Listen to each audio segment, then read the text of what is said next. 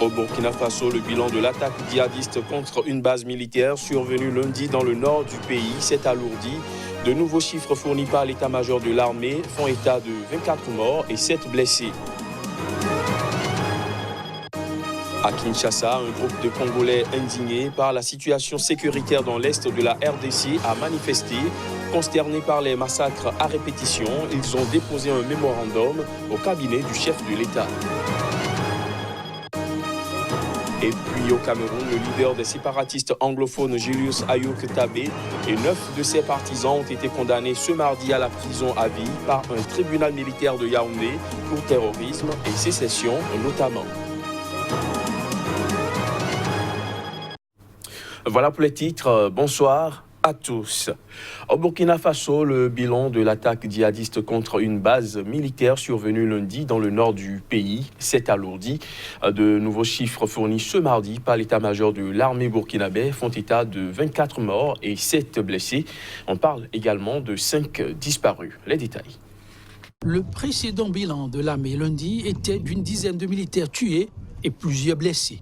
Mais un nouveau bilan fourni ce mardi par l'état-major de l'armée burkinabé dans un communiqué monte à 24 morts et 7 blessés et fait aussi état de 5 disparus.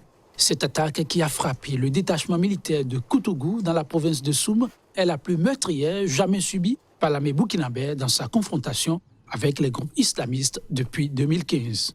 Un conseil de défense extraordinaire s'est tenu ce mardi au palais présidentiel à Ouagadougou. Selon des sources militaires, ce sont plusieurs dizaines de terroristes à bord de motos qui ont attaqué le camp militaire. Ils ont tiré à l'arme lourde sur le camp de base, notamment des roquettes qui ont incendié plusieurs installations, des moyens roulants et de l'armement. Jusque-là, la plus grave attaque djihadiste perpétrée contre l'armée burkinabé avait fait 12 morts à Noussoumbou, dans la même province de Soum, au nord du pays, en décembre 2016. L'armée burkinabé avait aussi subi un revers sans précédent en mars 2018, où une attaque djihadiste avait dévasté son état-major général en plein centre de la capitale Ouagadougou, faisant 8 morts.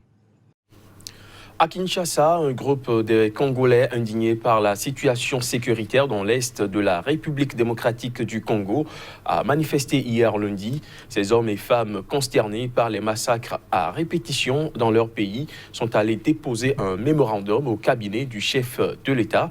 Objectif, solliciter des actions visant à ramener la paix dans l'est du pays. Reportage.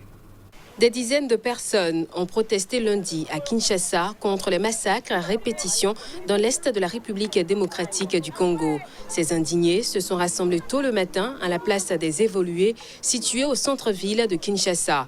Ils se sont ensuite dirigés vers la résidence du président de la République où ils ont déposé un mémorandum afin de solliciter son implication pour un retour à la paix.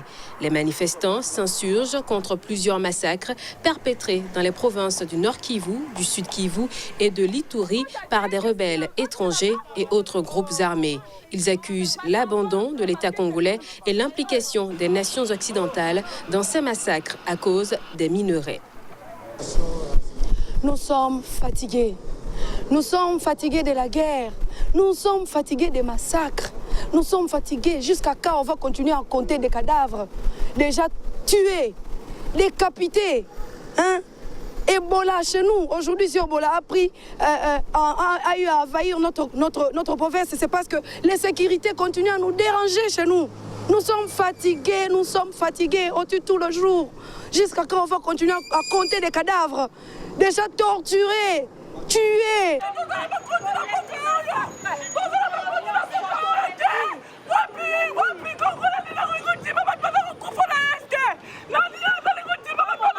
France, Grande-Bretagne, en plus de ça les États-Unis, c'est vous qui donnez toujours les gens, les ADF ou les armes pour tuer les gens à cause des minerais, à cause des cacao, à cause des coltans, à cause de notre matière première. C'est Dieu qui nous a donné ça.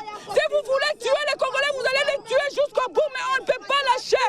C'est notre pays. Vous, communauté internationale, vous m'écoutez. Ce que vous faites pour les Africains, sachez bien que vous allez payer ça. Le tout tout dernier massacre dans l'est de la RDC est survenu dans la nuit du samedi à Umbo, un territoire situé à quelques kilomètres de la ville de Beni. 5 personnes ont été tuées, dont un nourrisson, lors de cette attaque perpétrée par des combattants ougandais de l'ADF. Au Cameroun, le leader des séparatistes anglophones, Julius Ayouk Tabé, et 9 de ses partisans ont été condamnés ce mardi à la prison à vie par un tribunal militaire de Yaoundé. Les 10 accusés ont écopé de cette lourde peine pour terrorisme et sécession, notamment. Des précisions à travers cet élément. Le verdict a été confirmé par un des avocats des séparatistes qui a dénoncé une parodie de justice. Les 10 accusés ont été condamnés à la prison à vie pour terrorisme et sécession notamment. Pour l'instant, les avocats des séparatistes n'ont pas encore indiqué s'ils allaient faire appel de cette décision. Julius Ayouk Tabé est le président autoproclamé de l'Ambazonie, l'État que les séparatistes veulent créer dans les 2 régions anglophones dans l'ouest du Cameroun. En 2016, une partie des habitants des provinces du nord-ouest et du sud-ouest du pays ont commencé à manifester pour demander davantage de reconnaissance de l'État central.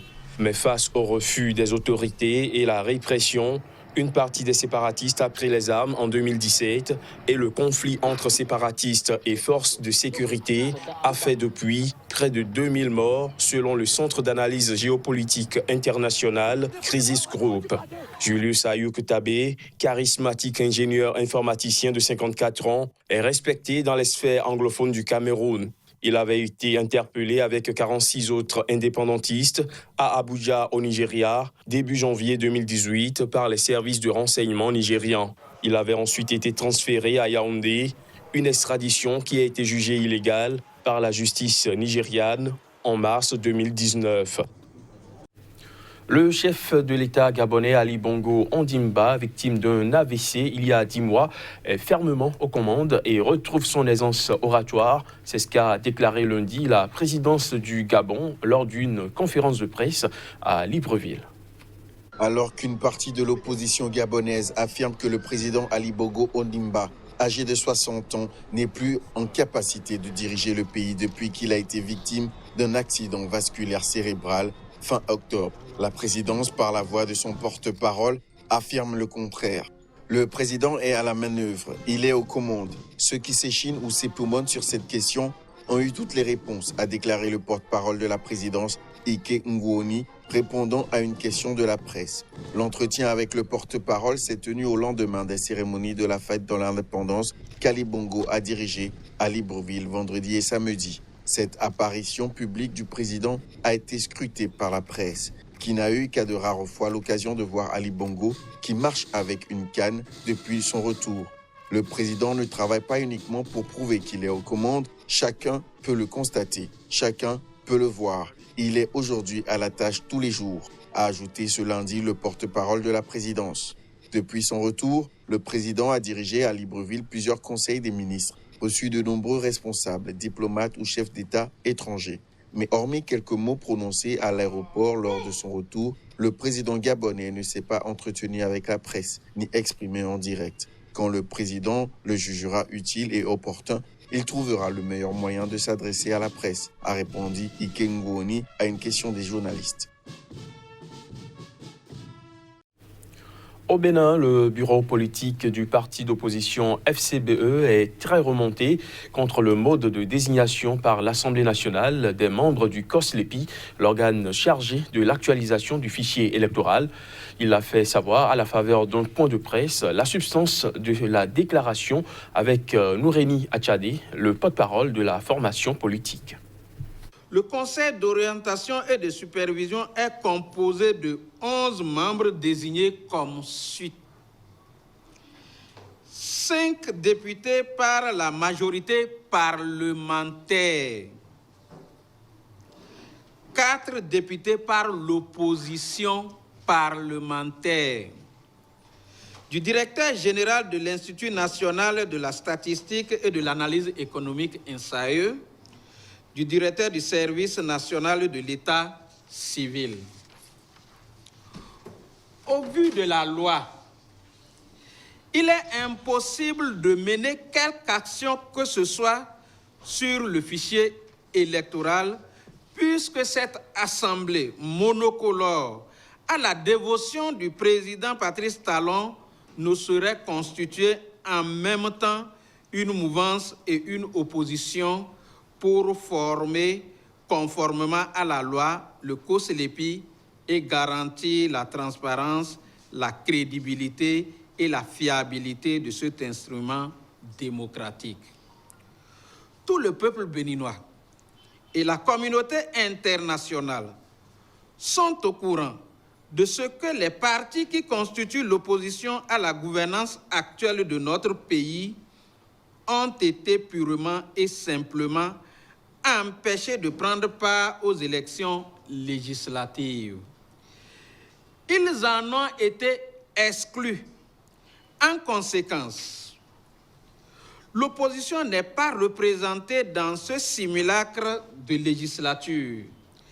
Il n'est donc pas possible à cette pseudo-assemblée de désigner des députés au nom de l'opposition. En Ouganda, plusieurs personnes ont été tuées dans l'explosion d'un camion-citerne qui a eu lieu dans le district de Rubirizi, dans l'ouest du pays. C'est ce qu'a confirmé ce lundi un porte-parole de la police. Les images. L'explosion d'un camion-citerne ce dimanche au soir dans l'ouest de l'Ouganda a fait au moins 22 morts. Les faits se sont déroulés dans la localité de Kiambura, dans le district de Buririzi, une région montagneuse située non loin du parc national Queen Elizabeth, près de la frontière avec la République démocratique du Congo. L'accident s'est produit après qu'un camion-citerne venant de la ville de Mbarara a perdu le contrôle et percuté 2 taxis et une berline. Le camion a pris feu, tuant plusieurs personnes sur le coup. So other passengers were still in the taxi. Un passager était encore dans le taxi. Pendant ce temps, nous attendions encore que d'autres personnes montent. C'est alors que nous avons entendu le bruit d'autres personnes qui étaient dehors. C'est alors que nous avons été touchés par le réservoir d'essence. That's when we were hit by the petrol tank.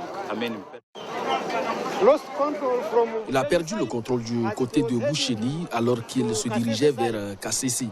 Les 2 véhicules qui étaient stationnés sur le côté de la route se sont renversés et ont immédiatement pris feu.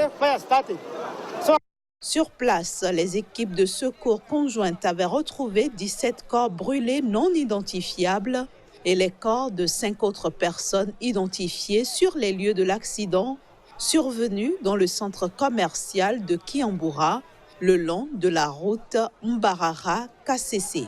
Martial Toumoussine, porte-parole de la police régionale du Grand Boutenyi, précise que les 17 corps gravement brûlés avaient été transportés dans la capitale Kampala pour y être soumis à des tests ADN destinés à faciliter leur identification avant d'être remis à des proches pour être inhumés. Les 5 défunts identifiés ont, quant à eux, été remis à leurs proches pour être enterrés. Selon la police, environ 25 petites boutiques sur une distance de plus de 30 mètres ont également été brûlées. Fin de ce JT, merci de l'avoir suivi.